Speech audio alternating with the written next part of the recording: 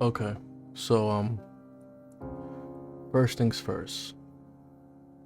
There's this thing, that content creators do when New Year's comes rolling around. They go to their community tab and they just wish everybody Happy New Year's. I didn't get a chance to do that, so Happy New Year's. At the start of this video, or as I'm gonna try to set it as a premiere here on YouTube, I put a disclaimer. So you guys are wondering where I've been, why I haven't been uploading or streaming. This is the video that's gonna explain everything. But if for whatever reason you are not in the mental state to take on somebody else's baggage, I love you, I appreciate you, but come and watch this when you can. When your mind is straight. Doesn't have to be now. It doesn't. You get what I'm saying? It's not what you guys signed up for when you hit the subscribe button. But this is gonna be one of them sad boy videos. To my family members that watch this, if they even watch my stuff, but if they come across this, or if I decide to regurgitate this content over to my socials, a lot of them always have an issue with me speaking about things so openly and publicly. But in reality, when I do these videos, or when I'm streaming, or when I'm telling you guys to be the reason why somebody smiles, because you guys are the reason why I smile, this is what I'm looking at. Get what I'm saying? I'm looking at this. It's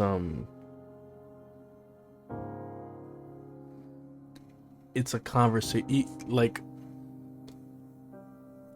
I'm looking at myself with the intention of speaking to an audience, but in reality, I'm speaking to myself, if that makes any sense. So, sitting in this room by myself, talking into a camera, but what I see is me. So I'm speaking to me with the intentions of coming across and getting my thoughts together so you guys, the audience, could see it. So a lot of people don't get that when it comes to content creating, especially when you do videos as opposed to streaming, or even when you're streaming and you don't have that big of an audience. For the most part, you are speaking to yourself.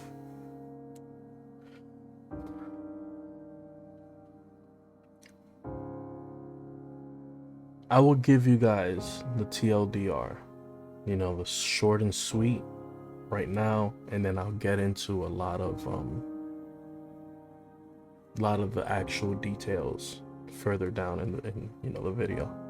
So for those of you guys that are not just having a really tough time and you're very empathetic, but you can't really just take on any more baggage, you guys know in September my dog Teddy died, and that was a huge blow to me. The week before Christmas, I walked away from what you guys, if you've been in my streams, the love of my life, the 10-year relationship I've been on and off, and I walked away from that. And then on Christmas Eve, me getting home from work, my grandmother passes away, who was like my best friend, second to my mom. So that's why I haven't been streaming or anything. Now, if you guys really want the lowdown and understanding as to why it's been so hard for me to even sit in front of a camera, this is what that is. So for anybody who can't take it, thank you guys so much for tuning in. But for those of you guys that want to sit down, grab some snacks, maybe some tissues, listen to my story. So 2.5 years ago, I start my YouTube channel. The idea being that at the time, so many Smash players were getting outed as not so very nice people, very disgusting, very sexual harassment typey. So there was it's like 5 of them that were big, content creators in the Smash Brothers, circuit that basically got canceled. The idea being that now there is space for someone to come up and make Smash content and, you know, be the next content creator for Smash. At the time, I was watching a YouTuber who just got in right before it all happened and exploded almost overnight because there was that absence of content within the Smash Bros. Community. So if you go back to my YouTube channel, you'll see that, you know, a lot of my earlier stuff was Smash related.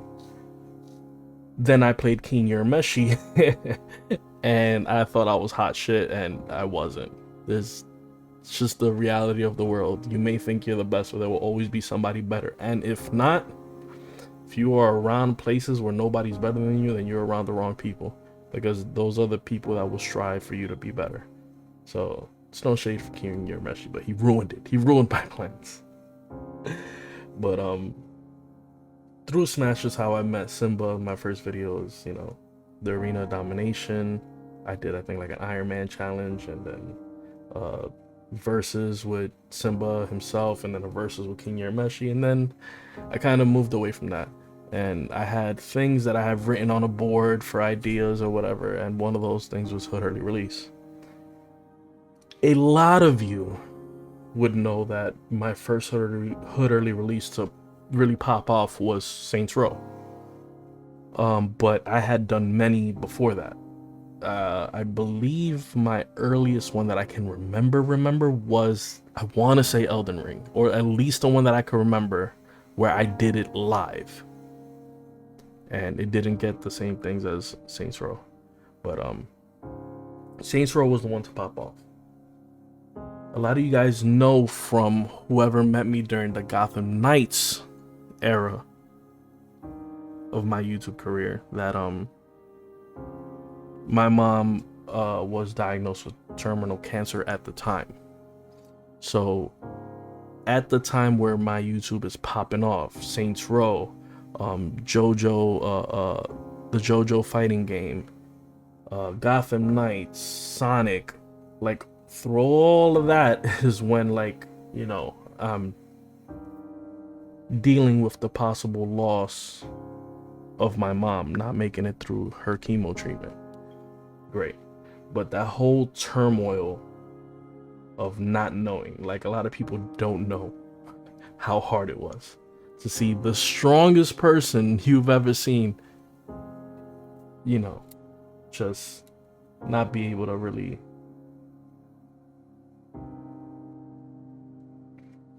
so at this time, you know, my mom is putting up a good fight, but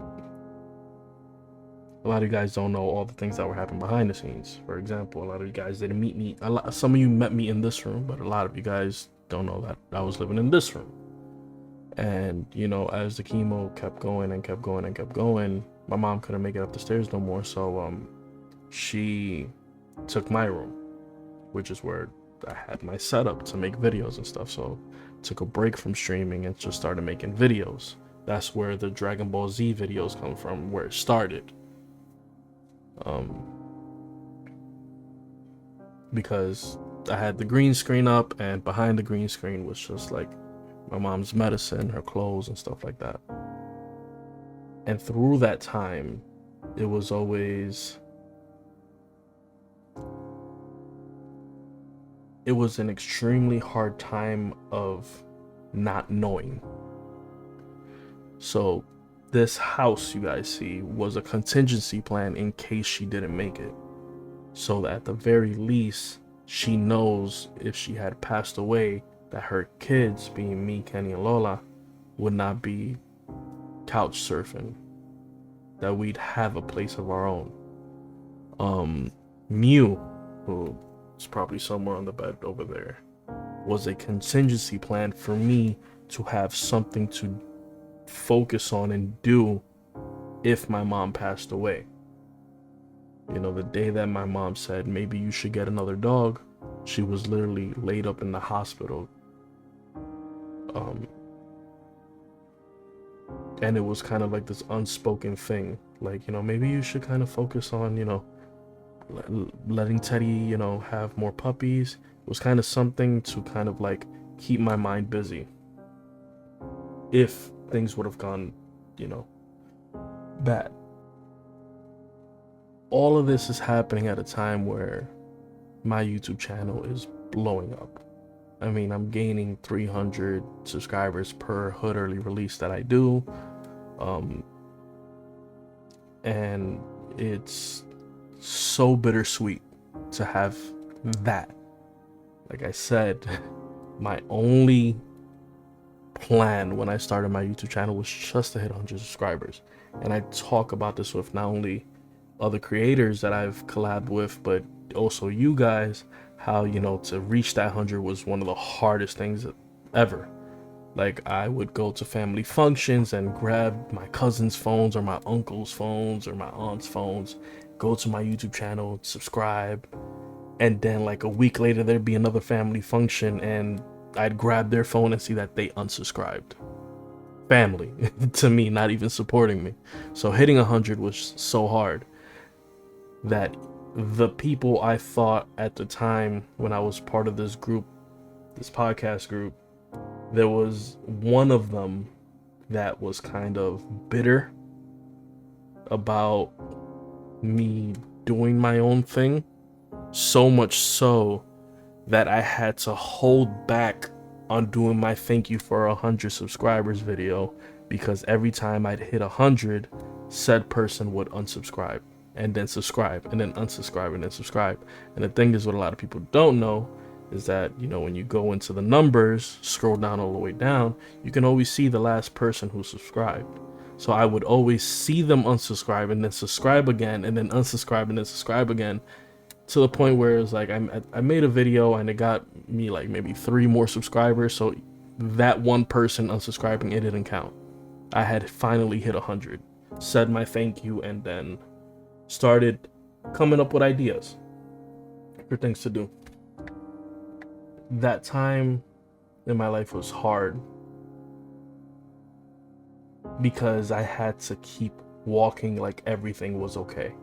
Not only for my content, not only for the job that I was working, but for my mom. This was a time where I have always, in some way, shape, or form, suffered from depression, and my mom has always been my rock. And this was a time where I couldn't go to my comfort of being sad and depressed because I had to be strong for her. If that makes any sense. Like, this was a time where mom couldn't worry about Gary. Mom had to worry about mom. Like I said, we fast forward. My mom beats it, thank God. And it seems like finally there's a bit of a normalcy in my life.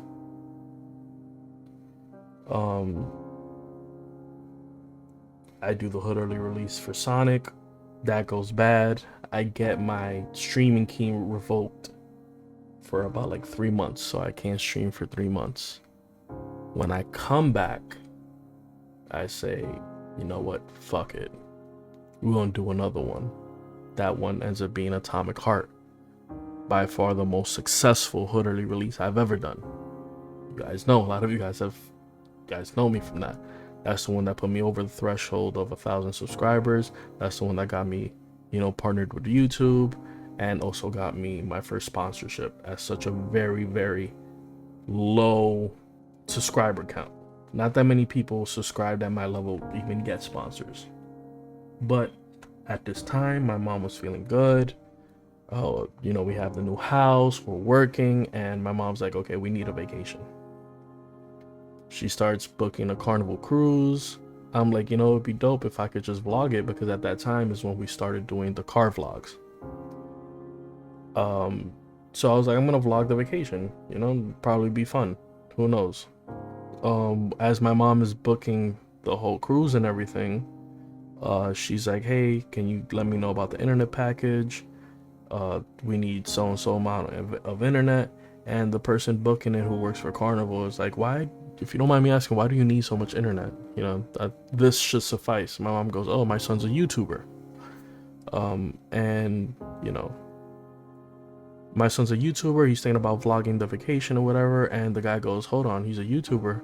He's like, send me his YouTube. This is right after Atomic Heart, where if you Googled my name, Gary the Lands, right? Not only did my socials pop up like anybody else, any normal person, but at that time, because I had streamed Atomic Heart the first 5 hours, got the developers' attention, a lot of video game websites were writing articles about me. I think you can still even search them up now. And so when this person searched me up, instead of my socials popping up, all those articles popped up. And he was like, okay, this will be an amazing opportunity. Do you think your son will be interested in doing a room review? This room review will, if he agrees to it, we'll upgrade your room for free. And we'll give you guys internet for free and some amenities that later we thought we won, but they were just all part of, the content creating thing. Like free drinks at the casino, stuff like that. So my mom's like, oh my God. And mind you, this is like the first time of sitting here playing video games for the internet, where my mom can tangibly do that thing that most Hispanics parents do when they're finally proud. And it's like, my mom had bragging rights, So it was great. My mom could call up my aunt and be like, oh my God, we got this amazing room. Oh, how much? Oh no, we're not paying anything. Gary has to just do a video for the room, and everybody's so impressed. All those cousins that kept unsubscribing, now they, oh, when you gonna put me on? That's kind of the conversation going on, right? Oh, when we gonna do a video together? Yo, you remember when we were kids and we played this game? So on and so forth. We go on the vacation. It was amazing. It was fun. Still haven't released it, but I'll get to the reason why in a few. And when I come back home, I find out that Teddy has this big ball in his chest. The best way, I'm going to show you guys if I can find the picture, but the best way I can explain it is think of like a frog when it croaks. That's how big it was in the middle of his chest. So I start dealing with that when I come back home. If you go back to around that time when I was streaming, you'll kind of check and see that I kind of like, I'm always looking behind and everything, because from time to time that big mass would either puncture because he's scratching himself, and there'd just be like a mess of blood all around my room. And it was so much so that I didn't even have to turn around. Sometimes I could smell the smell of blood, and I knew like, oh, I have to go clean or whatever. And it just progressively kept getting worse and worse and worse and worse and worse. So much so that it got to the point where I needed to take him daily showers just to make sure he didn't get infected, which would later happen. It got infected and he needed surgery because the skin and the cuts and everything, it was basically dead skin. I can remember the day that I took him out, and I'm always checking on him either in the bathtub or in my room. But the natural light in the summertime, I'm noticing my dog has a hole in his chest, and flies are coming in and out of it, and there's this smell. I know this all sounds very disgusting, but it's everything that I'm going through at the time, while still trying to entertain every single one of you guys and make believe like everything's okay when it's not. And my mom is in, Kenny's crying. My mom's on the verge of tears because I was trying my hardest to not be a bother to people and trying to do my own research and take care of it to the best of my abilities, that when I saw that, I also cried. And immediately we take him to the hospital, and it's just this crazy rendezvous of asking family members for financial help, because the doctor's literally looking at us and he's like, we're talking somewhere around the rounds of $12,000 to get him, the surgery that may or may not even help.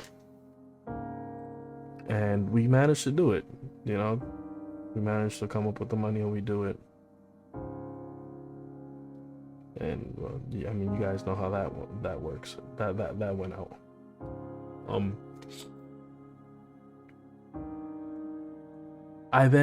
The next big thing is I do a vlog, going to get his staples taken out. I mean, the day that Teddy got his surgery done, I remember it was crazy thunderstorm here in New Jersey, and I remember I couldn't sleep because I know my dog is afraid of lightning. It was just so ironic that I named him Teddy, nicknamed him Ted, and then years later, a Ted movie of a bear will come out and the main character and the bear will call each other Thunder Buddies, because my dog was the bravest dog out there until it came to thunder and fireworks. And I couldn't sleep knowing that he had just gotten out of surgery, everything went well, but there's thunder. So I call up the hospital. I'm like, hey, can you do me a favor? Can you just check up on my dog? He doesn't really like thunder. Lady's like, yeah. She gets up, goes, and she's like, oh my God, he's shaking like a leaf. Do you want me to give him like a sedative so he could just relax? I'm like, please do. Because if not, he's going to be up all day. And I remember him coming. I remember the next day going to pick him up and having that relief. Like, oh my God, maybe this is it. Maybe this is like the end of this nightmare. And all I have to do is just help to, pay family members back for the surgery or whatever. About like 9 days later, I make a vlog, still up on the channel, to go take off his staples. And I mean, you can hear it yourself. Like, the doctors are like, oh my God, finally, like, he looks so good, he looks so healthy. I'm like, yeah, he's eating again, he's like playing and stuff. It's like, it's completely night and day. And then from there to September, he passed away. I can't really remember if I told you guys the story of when and how he passed away,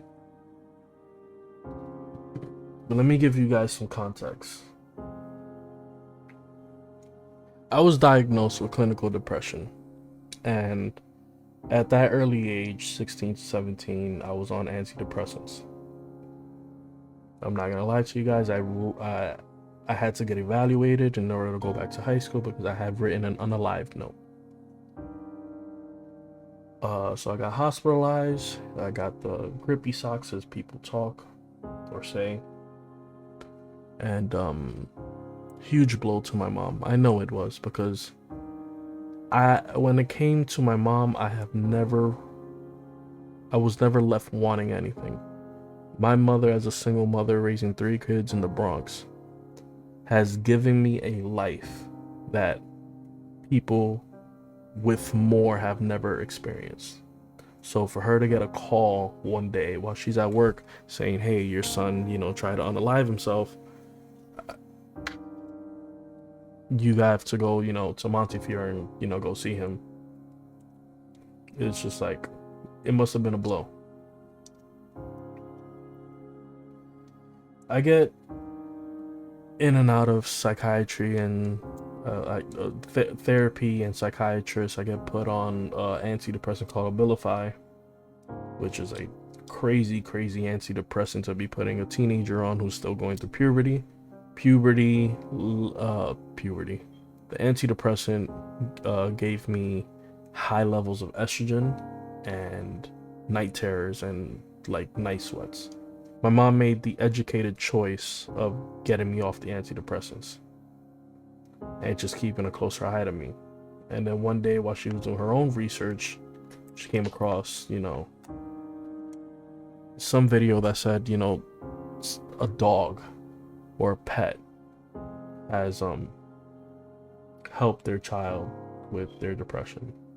So we get up, and one day my mom just says, we're gonna get you a dog. We go to the New York animal shelter, and we adopt this dog named Kong. He was a half Shar-Pei, half golden retriever, who was like, the very next day, we went at night. And the very next day, he was gonna get put to sleep because it was one of those kill shelters that needed space. And I can remember we specifically went to go see one dog, and they had already adopted him. So we were just looking. You go to these shelters, there's a lot of pit bulls, and the stigma with pit bulls is very, very prominent, especially in Hispanic families. Not Puerto Ricans, trust me. Puerto Ricans love their pit bulls, but Dominicans, they're afraid of any big dog because, the stigma. But I can remember my grandmother and my mom get not stuck, but like they're just fixated on this dog in this cage named Kong. And I see him and he just gives me this look, and I'm like, yeah, this is him. We adopt him, we take him home the next day because the people at the shelter were like, listen, if you really want this dog, one, we got to make sure you know what it's like to care for a Shar-Pei.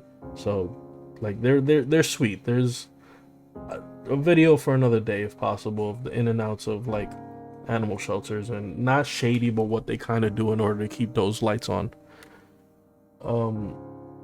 Basically the lady tells me, do your homework on Shar-Peis, and then we know, because we have to fully know that you're going to commit to this dog. The dog was abused by his previous owner. The previous owner literally used to put off cigarettes like on his, like where what you would call the butt, but it's just like where the tail meets the backbone. He'd put off cigarettes on the dog. So the dog has that kind of trauma. I do my research, we come back like the day or the day after, and we adopt him, and that was my first introduction of what would be a substitution for the antidepressants that I needed, that dog being Mr. Big. About half a year later, after getting Mr. Big, there's a blizzard in New York. I believe it was the year of 2012. There was a huge blizzard and Mr. Big was sick, and the hospital, the emergency room, was open, but we really didn't have the money to take him to the emergency room, so we had to wait for his vet to open up. So that was like maybe like a day or two for the vet to open while he was sick. The day that they're open, we make the decision that we're gonna walk over there. This is before I started driving. That we're gonna walk to the vet. This is on Kingsbridge, so it's a bit of a walk. If anything, walking from where we lived at there to where the vet was about maybe like a 20-minute walk. That's where the this video comes from. By the time we get to the top of the hill, I can see he kind of gives me that look. I send Kenny and Novely along the way, and Mr. Big passes in my arm. And Mr. Big was the best dog. The best. Like I said, it was the first time that it was basically the key to my mental health, was having something that can love you unconditionally, regardless of whether you had a bad day or a good day. And it dies in my arms. It's the first time in my life I ever shut down. I remember that. It was a week of me not eating, not wanting to talk, just crying. And my mom makes a decision that, yeah, we can't have this. I know you don't want this to be the case, but we're gonna get you another dog. Mom looks over the internet, finds this dog in Ohio and this breeder who's willing to fly out a dog for, of course, an expense. We're in talks with them back and forth, and the dog that I originally wanted got sold. But he's like, hey, this only happens maybe once in a blue, but within the same uterine sac that the puppies get born in, there were twins. The one that I wanted was already sold. And then he points to another one. He's like, I have his brother who hasn't been sold. His name is Squire. That's what we named him, because this dog is not funny at all. Very quiet, keeps to himself. And I look at him and I'm like, yeah, let's do it. Flies him out, and we're at the airport, and they bring out this dog carrier, and all the way in the back of the dog carrier is this little butterball of wrinkles. And that's the first time I met Teddy. And if Mr. Big was an amazing dog, Teddy was the best of the best.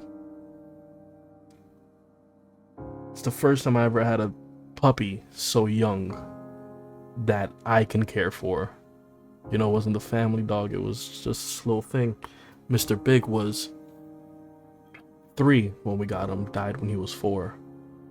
And Ted was just 6 months, probably not even 9 month old butterball, and he was all mine to care for. And I can remember getting sad, but nothing. And as time went on, like, people don't I always tell the story of like my prom. I'm like, oh, I took Teddy to my prom. Teddy was my prom day, and people, they laugh it off. They're like, aha. It was like, no, he was literally there with me. You know, the research that the people at the shelter told me to do on Shar-Peis, I knew that I had to socialize him. If I didn't, that overprotectiveness, can't even talk, that's in that breed may lead to behavior issues, you know, aggression. So I spoke to the principal that I was in the school that I was at the time. I'm like, listen, I have to do this. My mom came with me, and the principal agreed that as long as Teddy stayed and behaved in my book bag, he could come to school with me. And for the last like 2 months of high school, Ted was with me, even up to my prom. And that's how my life was with Ted. Anywhere I was, Ted was. Anywhere I went, he went. If I got up to go take a shit or piss or go grab some water, he came in. He was always my shadow. 11 years of always being attentive and always making sure I was okay. You know, there'll be times where I'd get sad and depressed and stuff, and he'd just wake me up out of it. So it was a no-brainer that during the pandemic, I'd go and fill out the paperwork and do the proper channels to make him my official emotional support animal. So much so that he even flew with me to DR. And unbeknownst to a lot of people, in the history that they have of animals coming in and out of the Dominican Republic, the lady that, you know, I'm handling all this paperwork, the vaccines and everything, she's like, you know, your dog is the second in the history of the country to be a full-bred Shar-Pei. I'm like, really? And it was just interesting. Like, yeah, there was like maybe one person back in like the 1900s. Like, we're talking about like 19, like in the 50s. Full bred, not mixed, nothing. Full bred Shar-Pei. She's like, yeah, and then now it's you, and it's crazy.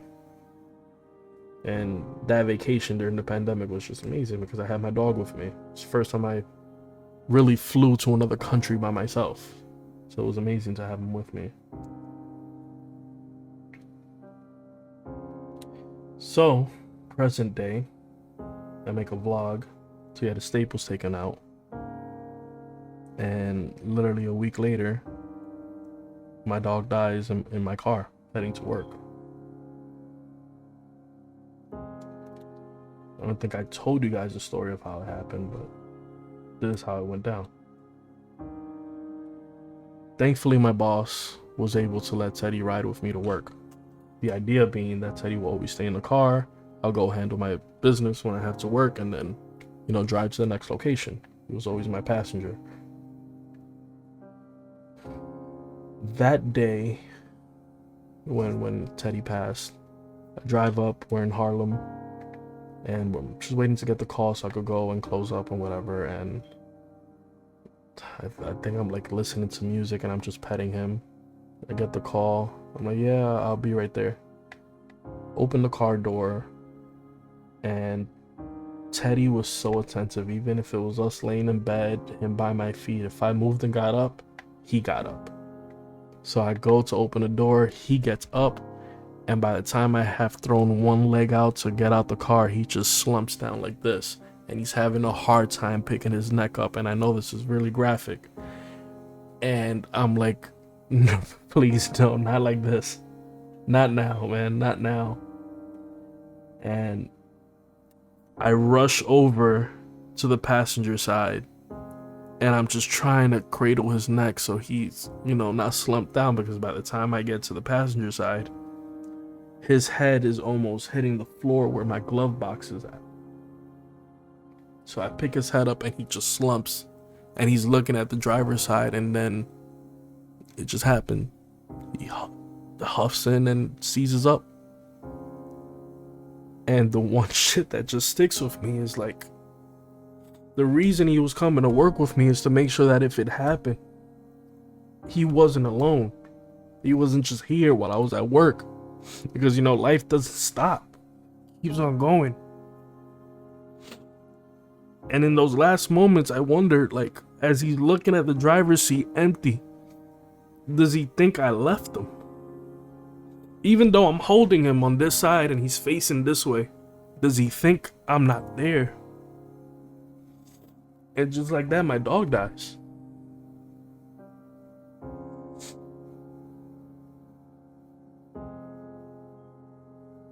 And you guys saw, I took a bit of a break, and then when I came back, it wasn't the same. But I tried. I try to be, entertaining for you guys and trying to get a bit of normalcy back in my life. The next thing to happen is, a lot of you guys were in the Lies of P stream. You guys have, or any streams where, Crystal has popped up. I always refer to her as the love of my life. And, she was there for me when Teddy passed, but me and Crystal have been together for 10 years. 6 straight years, probably 4 on and off. And it's the first person I've ever openly pursued. I'm not gonna say that I'm the hottest shit out there, but any relationship or any, sexual relationship that's ever happened in my life, the women have always initiated it. It was the first time that I met somebody where I initiated it. Came across her and immediately said, I need you to be my girlfriend. But there's this thing of how paralyzing it can feel when somebody's so indecisive. When you have to see the person you love and loves you back have to constantly convince themselves that they don't love you. And it's probably not the truth, but it's how it felt. For a very long time, it's how it felt. So much so that when we were off, I tried to move on. And in me trying to move on and her coming back into my life, I hurt people that could have possibly loved me the way I wanted her to love me. The way I wish she would see me like she saw me in those first 2 years. So it wasn't so much as an ultimatum. I mean, you could probably play it off that way. And it sounds like she's a horrible person when I'm listing off all the bad things, but I tell you guys that it was by far one of the most beautiful relationships I've ever had. So much so that I thought that this would be the person, that I found my person, not knowing that all I did was find my almost person. I got to see her grow up into this wonderful person, and we grew together. When I met her, I didn't even drive, and then towards the end of it, I'm on my second car. She had just, before starting college, and then towards the end of it, she's going on to her master's. It was, 10 years. But within those 10 years, I can't even tell you guys at 29, I know what it's like to live with somebody, because I don't have kids. I don't know what it's like to live with a person. I don't know what it's like to plan past what are we gonna do this week. I know that when we sit, the pillow talk is, yeah, we want to have kids, but it never happened. Or if I did see myself with somebody, it'd be you. But I can't speak for her, but what it felt like, it always felt like I was a contingency plan. I was plan B. I was someone who, in case things didn't work out with, at least I have a good guy. And maybe that wasn't the case, but it's how I felt, you know?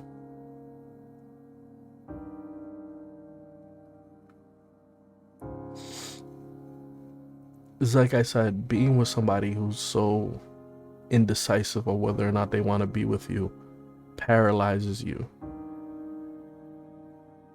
And I'm seeing people who don't even share an inch of the love that me and this person do hit these goals. And I know it sucks to, look at the other, another person's grass is greener, but I'm seeing people 2-3 years into their relationship already talking about let's get engaged. And I'm 10 years loving somebody so purely and so honestly.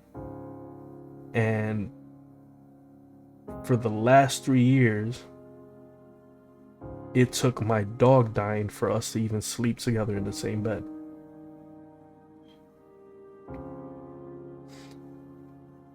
I know all that I'm saying paints her in a very bad picture, but it doesn't. It was far from it. There's a lot of things she did that did hurt me, that I probably, it's the definite outlier as to why I'm jaded towards love. So much so that loving her made me think, and I still believe, that you can find your soulmate in a person, but nothing in the rule books ever says that love is ever supposed to be reciprocated.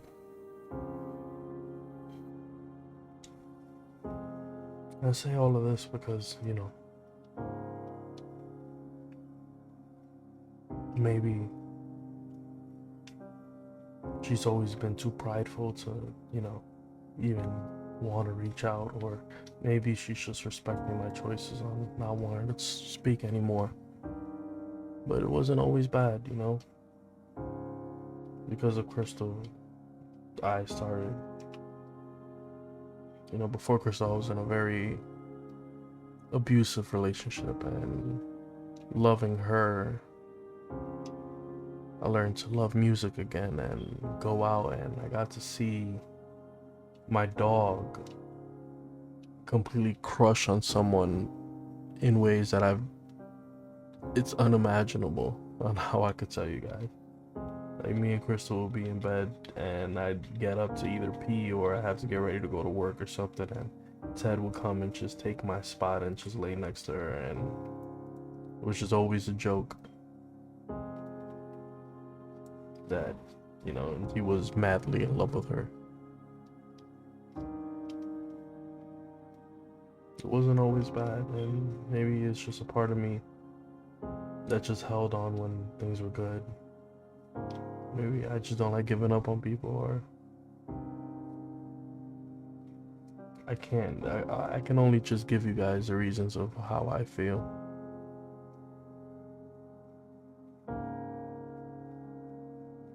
And how things just devolved. Maybe, I just got tired of waiting. Because how can somebody even sit on not knowing when I knew just off the back of my hand, I came across this TikTok and it resonated with me so well, where they said sometimes you guys want to be good so bad that y'all do bad by good people by doing good to bad people. And maybe that was one of the issues. I can only just bring it down to what I feel, because I could tell you that it delves down to just me feeling jaded when it comes to love. And the reason why I say all of this is because walking away from someone so indecisive that you give them the answer, like they don't know whether they want to be in or they want to be out, so you say, you know what, I'll choose for you. And in a way, you're also just grieving that relationship, the ending of it, the finality of it. It all just delves down to the most corniest thing that I've ever heard. And it's literally what she told me, and this how she in her best way could wrap up what 10 years possibly meant, or the way I see it. Again, I can hear Choco Odysseus in the back of my head. Don't forget, there's always three sides to a story: yours, theirs, and the truth. And I'm just objectively showing you guys my side of it. I knew and know that I was probably extremely difficult to love. You know, I always receded into myself. I internalized everything. I blamed her for a lot of things, and when I promised to move on from certain problems, I'd hold on to grudges, because God knows I can hold on to a grudge to the end of time, and maybe 3 lifetimes over. And maybe I just pushed her away from that, and from me, and from the thought of us. That sometimes, you know, maybe she just finds solace in shutting me up by saying, let's try for her baby, or let's give this a go, or, you know, every time we try to just be friends, you fall in love with me all over again, and then you come at me, and I'm tired of it. But all of that all the understanding I could possibly give myself, all just delved down to just her saying, hey, never forget, you were a blessing, not a lesson. It's the corniest shit I've ever heard. So the way that I could wrap it up is just saying, it's not bad, not good. It's just, it is what it is. You know, maybe that relationship was for me to show her what unconditional love looks like. And maybe she was put into my life to show me that I shouldn't love everybody unconditionally.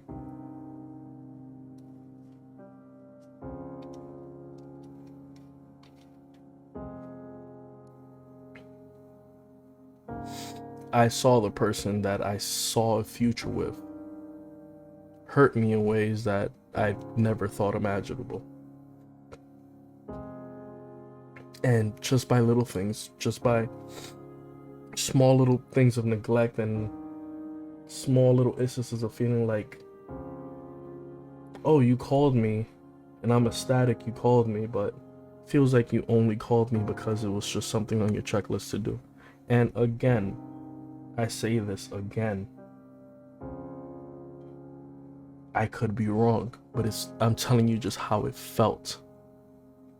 Seeing someone who loves so much outwardly, but feels so cold to you, and you knowing it wasn't always like that. So a week before Christmas, I tell Crystal, hey, when we exchange Christmas gifts, I think if you still don't have a decision on whether or not you want to be with me, or at the very least the talks on, you know, what our future will look like, I think it'd be best for us to just, you know, go as what the kids call no contact. The idea being, you know, that we'd exchange gifts, and if she still didn't know whether or not she wanted to be with me, that would be it. 10 years was enough, right?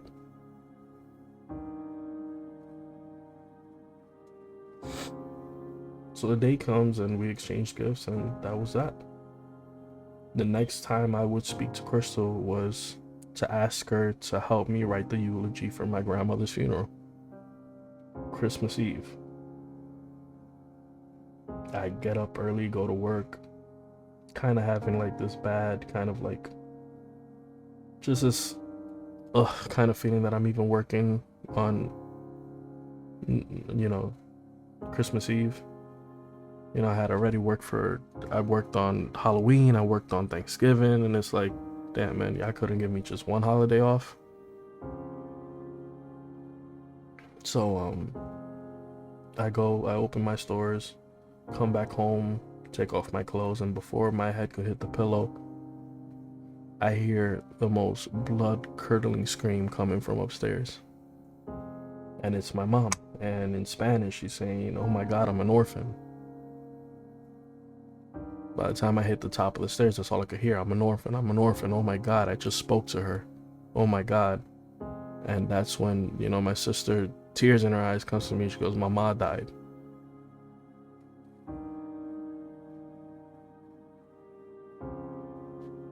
I immediately turn around, call my boss, and I'm like, I can't close for you guys tonight. My grandmother just passed away." My boss immediately understands, gives me his condolences, and I get dressed because we're gonna head to the hospital.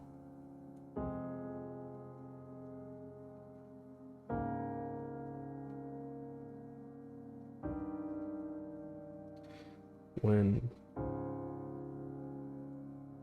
Before my mom got diagnosed with cancer, she was finally at a point in her life where she looked at us, her kids, and was like, "I did a good job. I can finally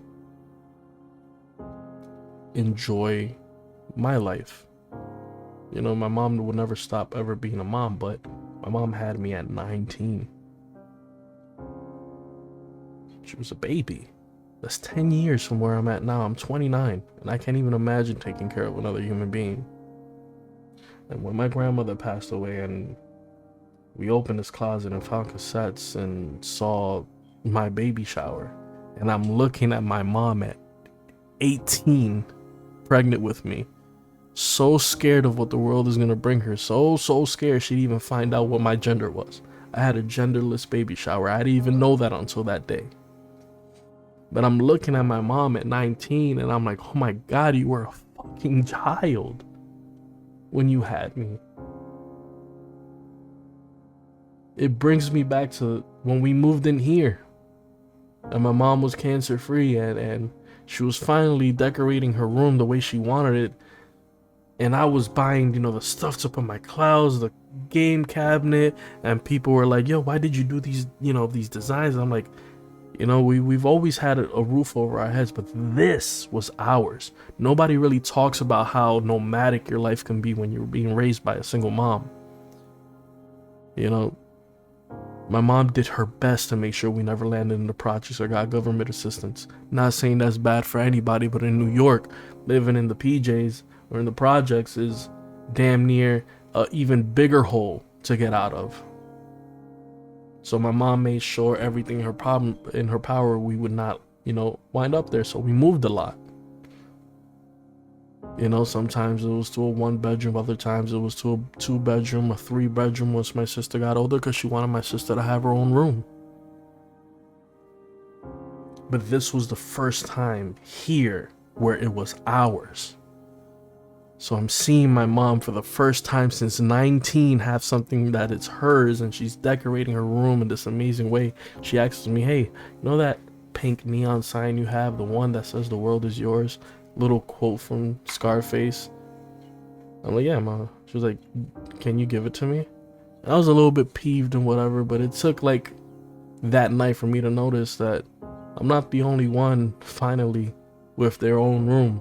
Their own room that they own. It's my mom too. So I'm like, "You know what, Mom? Yeah, take it." Now I'm seeing my mom in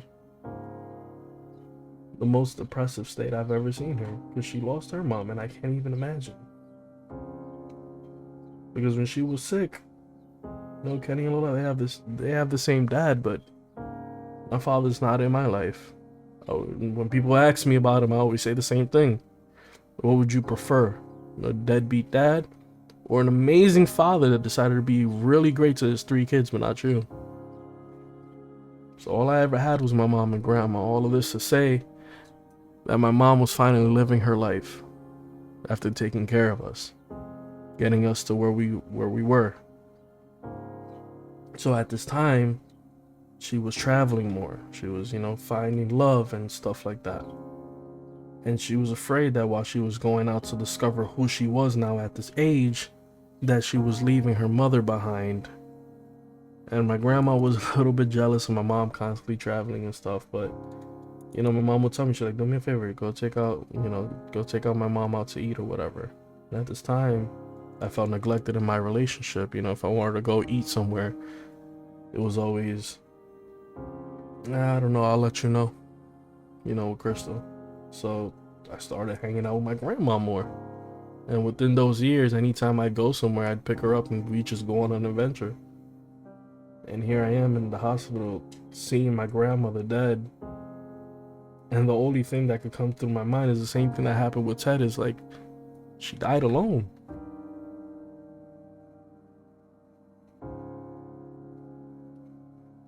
My grandma was my best friend.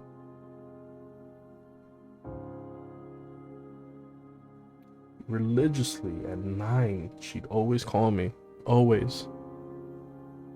Either to ask me how I'm doing, or even ask me like, hey, I haven't eaten. Can you mind when you're done with work, can you get me like a sandwich or something? I'd be like, yeah, of course, mama.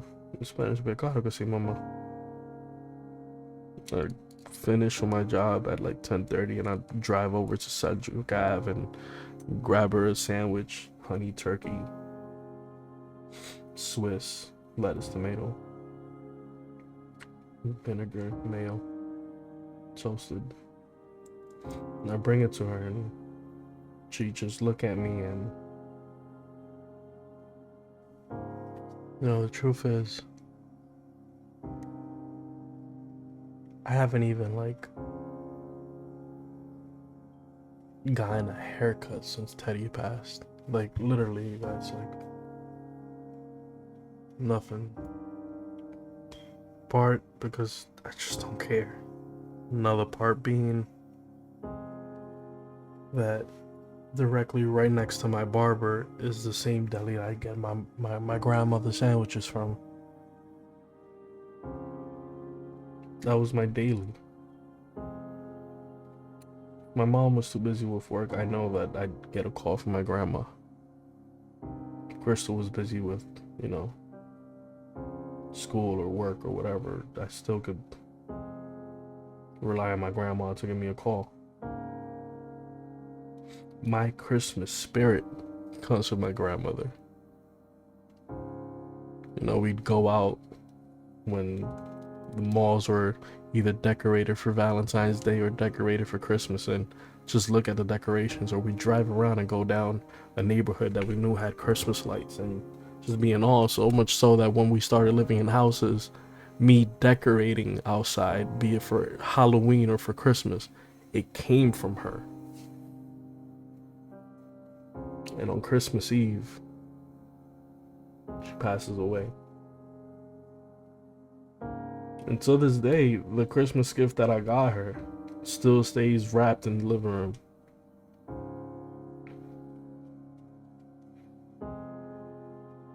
Is why, at a time where I was just getting used to not having Teddy around, I then lose my grandmother, and I gotta see my mom the saddest she's ever been. I gotta be the only one prepared to give out a eulogy at the funeral, while also simultaneously being the only one, because I'm a content creator, putting together a slideshow in such little bit of time, and having to sit here at the same desk, see every picture that everybody is sending me to make sure it gets into the slideshow. We're also making sure that everybody gets a picture with my grandmother in the slideshow, because God forbid if I leave anybody out.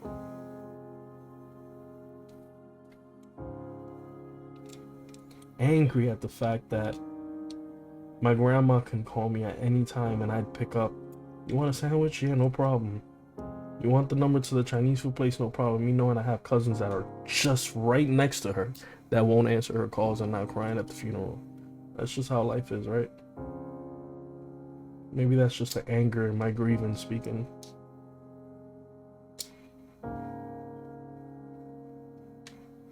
I've always told you guys that my moral gray ground has always been against, the drug addicts you see out in the streets that are homeless. And losing my grandmother, man, it pains me to say I have that moral gray ground has now gone into like this horrible putrid disdain for people that I know deep down in my heart are poisoning themselves, and yet my grandmother, this light in this whole family, dies alone while this person, I don't know if you guys get what I'm saying, but it just got worse. At my job, I'm around almost every crackhead you can ever possibly imagine.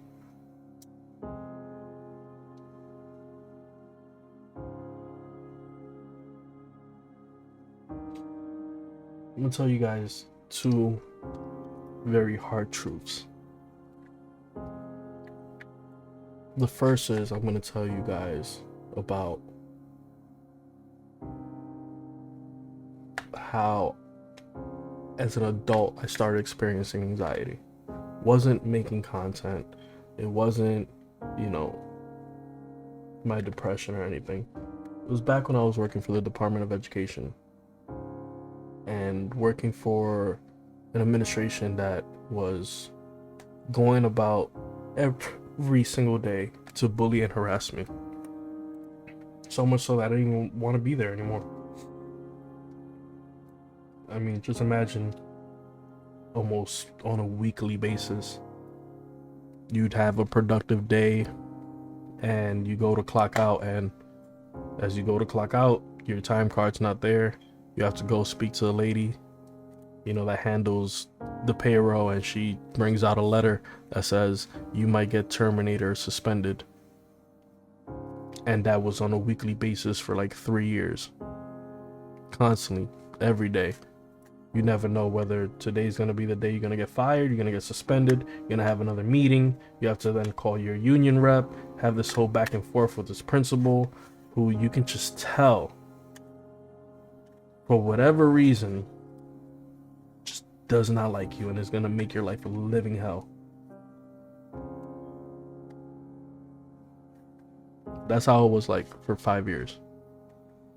That anxiety of not knowing, well, today I did a great job, and then going and seeing your time cards missing. Oh my God, lady who does the payroll apologizes. Gary, I'm sorry. I don't know what's going on. You get another letter, have to set up another thing. That was just day in, day out, day in, day out. So much so that by the end of it, if you go to my Twitter, the pinned tweet that I have, that's how I quit. And that's how I started forming a new sense of anxiety. I knew what depression was. I didn't know what anxiety was. And it just got worse and worse and worse. The reason I'm saying this is because that stress. I am one of the few people in my family, second to my mom, that's lucky enough to never get pimples. Never got pimples as a teenager, as an adult. But when the anxiety came, I would get, like a pimple or something. The reason I'm giving you this backstory is because I'm going to tell you guys about the last time I ever self-harmed.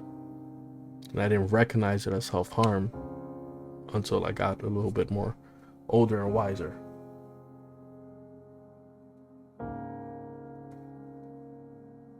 There's a lot of pros and cons about being Dominican.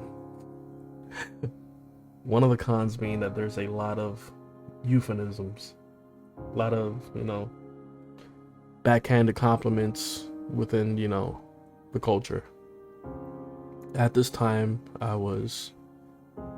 my anxiety was at an all-time high, and my relationship was at a place where my self-esteem was extremely low. I was with this person, and no matter what I did or how I did it, it just seemed like, I love what you're doing for me, but I just don't love it's coming from you. That's how I felt. So I'm stressing and whatever, and then one day I get a pimple on my forehead, right here. Time to learn Spanish with Gary. So, in Spanish, if an animal has horns, the way you refer to the horn is cuerno, right? But in Spanish, cuerno has a double meaning.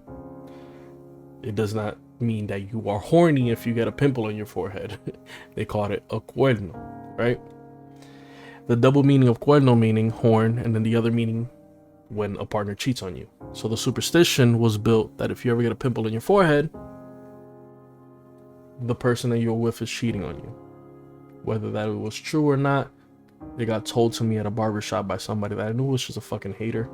And they caught me at a time where I was very low, and it's just like, it bothered me.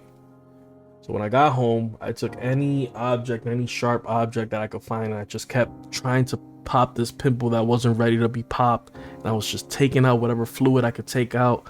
First it was that pimple fluid, then it was just clear liquid, then it was just blood, and I just kept picking at it and picking at it and picking at it and picking at it. It didn't scar, but when that skin finally healed, it left a dark mark right on my forehead. You guys can't really see it because the light is on, but if I was to turn off the lights, it's very, very prominent. You guys can see right here. Some of you have seen it. I've always joked around with it and said, oh, that's my third eye. I don't know how bodies work, but when I get stressed, I don't know if it's that blood rushes to my forehead or it escapes my forehead, but when I get more and more stress, this patch of dark skin gets darker.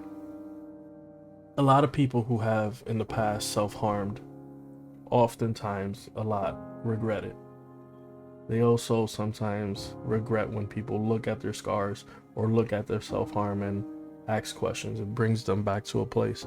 So imagine having that self-harm scar right in the middle of your forehead, and you have to see it every time you brush your teeth. You have to be reminded of it every time you do your hair, and you have to go somewhere and someone's, oh my God, what's going on with your forehead? Oh, do you have a black and blue in your forehead? What happened?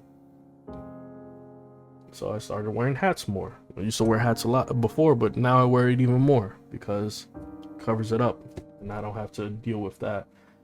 How did that happen? I don't know. One day I just woke up with it. And the reality is it was just this weird panic attack that I had one day and started, I don't know.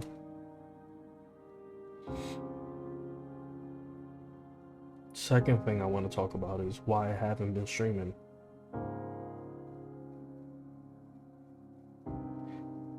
It goes back to what I was talking about earlier about that sponsorship. I have been extremely lucky to be a small creator who has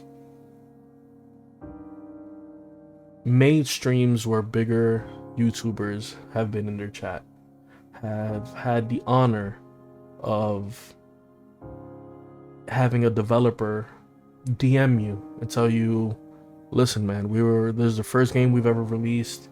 Your video alone did all the marketing we could ever possibly have wasted money on. And thank me. I've had people come into my streams and love the vibe that I give off. I've had the honor of ending my streams by telling each and every single one of you guys that I love you. And we see someone new kind of be like, what do you mean you love me? And then you see like magically 3 or 4 weeks later, when I say I love you, say it back, and you see that person that was so hesitant, go ahead and say I love you. And then later, months later, message you out of nowhere like, hey, ever since I started coming into your streams and you saying I love me, I started saying that to my friends and family, and it's been amazing. So I've had the honor of doing that. I've had the honor of my subscribers making fan videos of me. Or I've had the honors of a bigger YouTube channel taking some of my clips and putting me in the face of the American YouTube channel for this video game. I have had the honor of playing old school video games and just realizing that no matter what I play, you guys tune in because you just love the vibes of what I've created. Doesn't matter whether I'm streaming a brand new game or a very old game. You guys are just here to sit down, have some snacks, and relax. Not that many people could say that. Not that many people could say they had a carnival sponsorship or this many views on TikTok. But one of the biggest reasons I haven't been making content is because I feel like, what if this is what selling your soul looks like? I know what it's like to have talent companies that help streamers that you see their names all on Twitter. I know the companies they work for message me and want to sit down and play the contract game. I've had the honor of telling those people no, because I now know how the game is played. But what if all of this, everything that I've accumulated, the likes, the views, the sponsorship, the honor of just having so many wonderful internet friends care for me, and what if that was a form of me selling my soul? And what if it's not just like that open-ended? What if instead of you just putting something on a pedestal and saying, yeah, I'ma sacrifice this for this? What if it's not like that? What if you gain something and there's like the anime Full Metal Alchemist and there's an equivalent exchange that needs to happen in order for you to obtain that?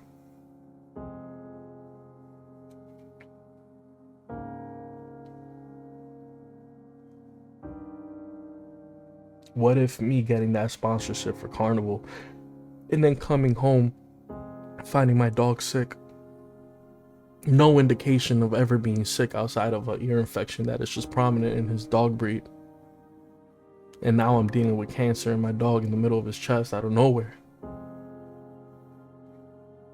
And maybe God is like, you know what? Maybe you learned your lesson and you're gonna chill after the surgery. And I go ahead and I make a vlog to go take out his staples, and then a week later he dies.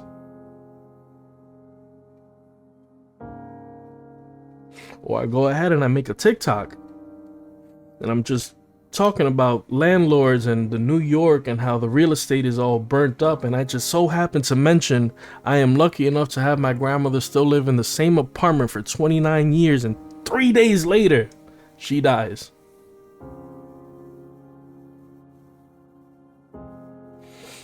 Or I have an amazing stream where the love of my life comes in and we're talking about how we met and signing this contract and how everything is and everything, and then in the span of just a few days I don't even recognize the person I love, and I'm like, you know what, it's just better to walk away and just let the relationship die. I am afraid of releasing the vacation videos because it has my brother and sister and my uncle and my cousins from DR. Like, what if every time I do something, I'm setting myself up to equivocally exchange them for just some fucking views and likes? And I know logically, I know that's not the case. I know shit just happens. But it just seems like it's too big of a coincidence, and it has scared me to my core to even want to get up on stream and do anything anymore.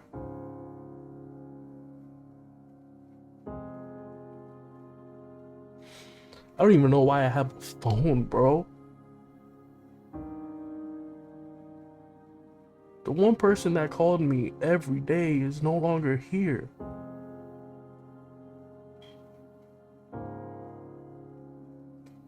And I know that people say, you know, at least you got Coco and at least you got Mew, but they don't understand. I see Coco and I see Mew as pets. Ted was something different.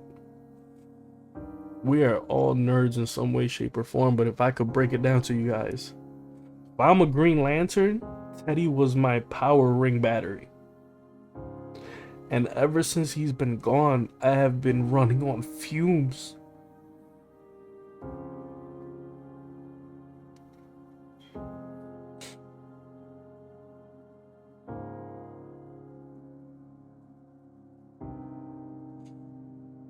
And I'm just trying, man. I'm trying because at this time, I know my mom is going through stuff herself. So I can't be the same old sad Gary. I have to grow up. But it's hard, bro. It was just like a punch after a punch after punch.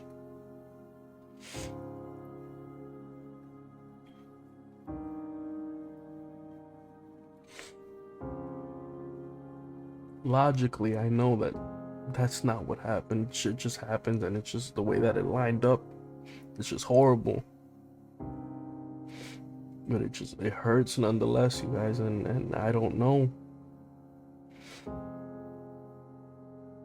And I see the messages you guys send me, and I'm so grateful for them. But it's true. Like, the last time I spoke with Crystal, she didn't even know my grandmother passed. That's how out of touch we've been. She heard from her niece that my grandma passed, because her niece that you guys have seen in stream is by far like one of these lights in my world. By far the best, coolest kid I've ever known. And she was just showing me her gifts, and I'm like, babe, I'm so happy for you, but you know, I'm just sad right now. You know, my grandma passed, and then that's how Crystal found out, through her.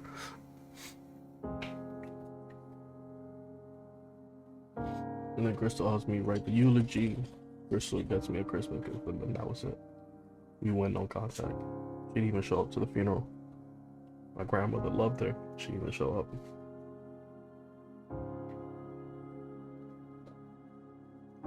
While all of this is happening, and I know I have to go through the motions, a lot of you guys know that I'm a lightweight when it comes to drinking, and I don't drink when I'm sad. Because there's a lot of addictive personalities in my family, so I don't drink when I'm sad. And you guys know I have never smoked, so I'm going through all this shit sober. Because when shit hits the fan and you go into those dark places to numb yourself, it's a bad place. And I'm just trying to be good. So if I'm not drinking and I'm not smoking, so how am I coping? And the truth is food. This is the heaviest I've ever been in my life. And it's not that I'm eating at my feelings. I wish it was that simple. I know what it is. It's not that I want to unalive myself, you guys. That's not what this video is for. It's not that I'm afraid of being by myself. It's not, you know, that at one point this grieving pain is going to go away. It's just a feeling that the way I cope is I sleep. I'm always tired, but I sleep. So easily I could sleep 15 hours, wake up and just go back to sleep, wake up and then just go back to sleep. All I'm doing is just sleeping and working.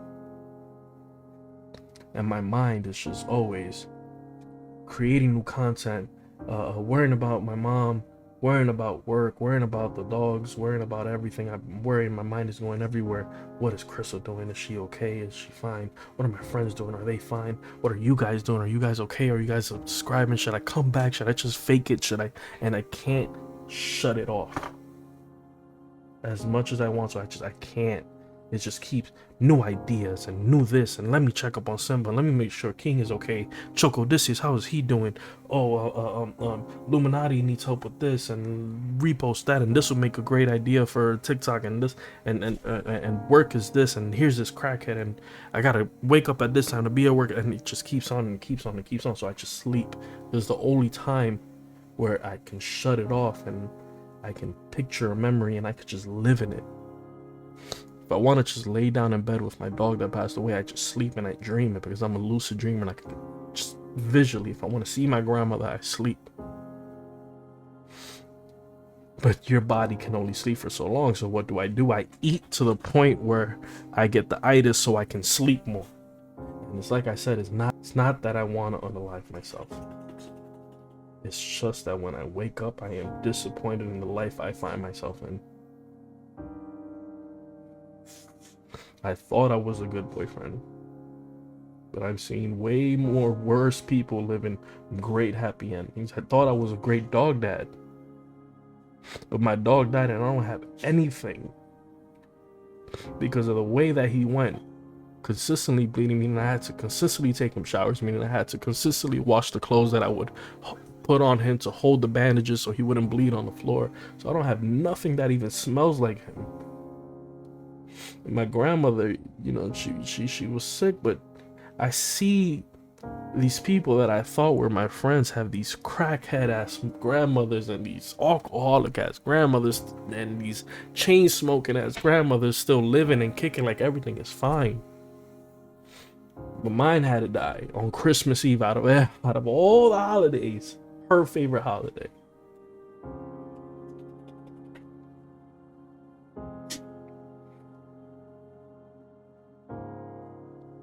I'm gonna leave you guys with this.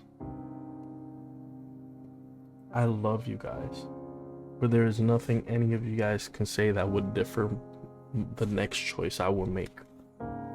I am putting in the work. Just 30 minutes before I record this video, I had my first therapy session. A week before, I got a physical, got STD check and everything's fine despite me gaining more weight. So the surprise of everybody in my family, including myself, the only thing that's wrong is my oxygen is low and I have a vitamin D deficiency. But no STDs, even though your boy be slinging dick. And just the biggest thing that they're worried about, even though I've gained a lot of weight, just a little bit of cholesterol, but not enough for any cardiovascular, you better slow down. Nothing like that.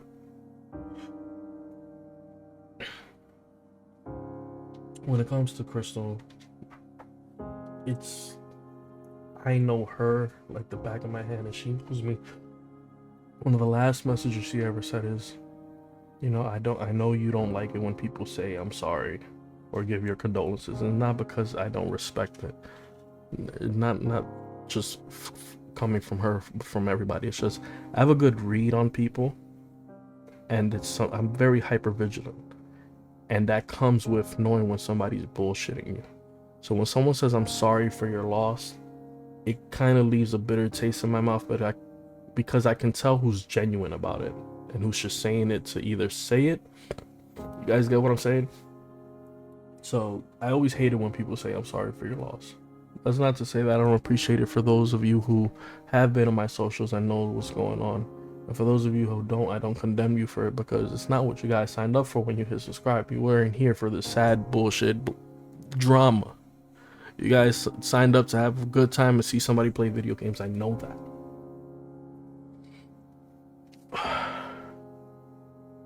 A lot of everything that I spoke about, not even my family knows. If they come across this video, it'd be the first time that they even see me speak this much outwardly, because I'm the person people lean on. I don't lean on people because I always end up feeling like a burden. Or in my past, I've had the only person I ever trusted with, these thoughts. I've had a third party tell me everything I confided into this person, say it back to me. So I moved away from sharing with that person. So I just internalize. So it might take a lot of my family by surprise that they even hear this much coming out of me. That's not inside of a therapy session. But that's what most of this is. Like I said in the beginning of this video, a lot of people don't understand that this is like an open journal. That even though I am talking to you guys, I'm looking at myself and I'm talking to Gary. Moving on, I don't know what I want to do. I have simultaneously scripted out an official goodbye and shutting down of my channel, while also simultaneously I have written more ideas on what's to come if I decide to want to do more. And there's nothing any of you guys or my family could tell me on which way this tree will fall. But I will tell you this, and I will end it with this.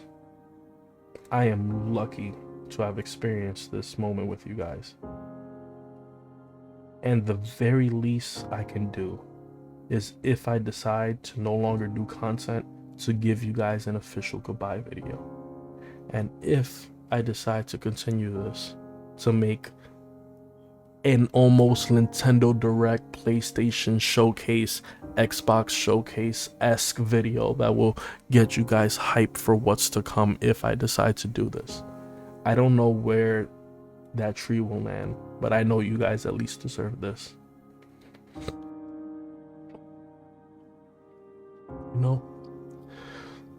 Sometimes I find myself going to like Crystal's TikTok and stuff because I'm blocked off everything but there. Not because I'm like looking to see if she's moved on or posted somebody else, but because she made this amazing video of like moments of Ted that when I just miss him so much, I would go and I watch it. Or whenever I miss my grandma, I watch the video I made, the slideshow I made from her funeral. I never really got to make like my version of like this video for Ted, but if I was to make one, if you guys want to watch it, it'd be like this. If not, see you guys in the next one.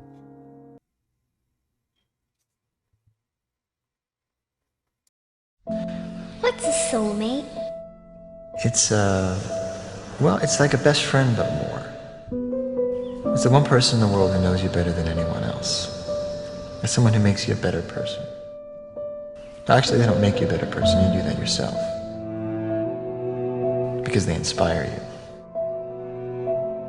A soulmate is someone who you carry with you forever. It's the one person who knew you and accepted you and